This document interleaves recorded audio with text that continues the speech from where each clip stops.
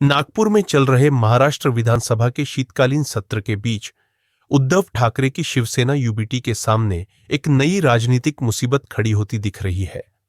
विधानसभा में विपक्ष के नेता एलओपी के पद को लेकर चल रहे विवाद ने पार्टी के भीतर असंतोष को हवा दे दी है, जिससे संभावित टूट की आशंका जताई जा रही है। पार्टी के कोंकण क्षेत्र के एक वरिष्ठ नेता लंबे समय से इस पद की उम्मीद लगाए बैठे थे। हालांकि मातोश्री की ओर से किसी अन्य नाम को आगे बढ़ाए जाने के बाद उनके समर्थकों में नाराजगी बढ़ गई है। सूत्रों के मुताबिक नारायण राणे और एकनाथ शिंदे की बगावत के बाद अब कोंकण का एक प्रभावशाली नेता भाजपा का रुख करने की तैयारी में है।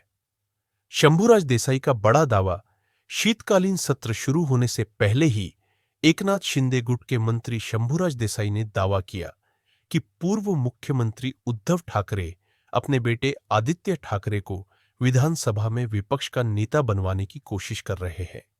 देसाई का कहना है कि इस संबंध में ठाकरे गुट की ओर से प्रस्ताव भी सामने आया है।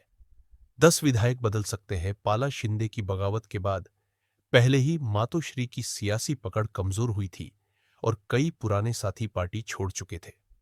ऐसे समय में कोंकण के जिस नेता ने ठाकरे परिवार के प्रति वफादारी बनाए रखी, उन्हें उम्मीद थी कि पार्टी उन्हें विपक्ष के नेता का जिम्मा सौंपेगी।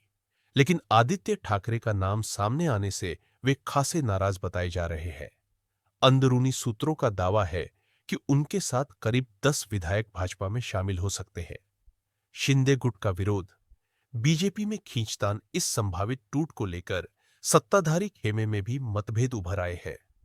शिंदे गुट का दबाव है कि यदि ठाकरे गुट के विधायक पाला बदलते हैं तो उन्हें भाजपा नहीं बल्कि एकनाथ शिंदे की शिवसेना में शामिल होना चाहिए।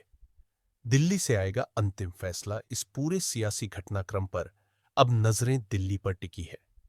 माना जा रहा है कि विपक्ष के नेता पद को लेकर पैदा हुआ यह विवाद महाराष्ट्र की राजनीति में एक बार फिर बड़ा उलटफेर ला सकता है, खासकर नागपुर विंटर सेशन के दौरान।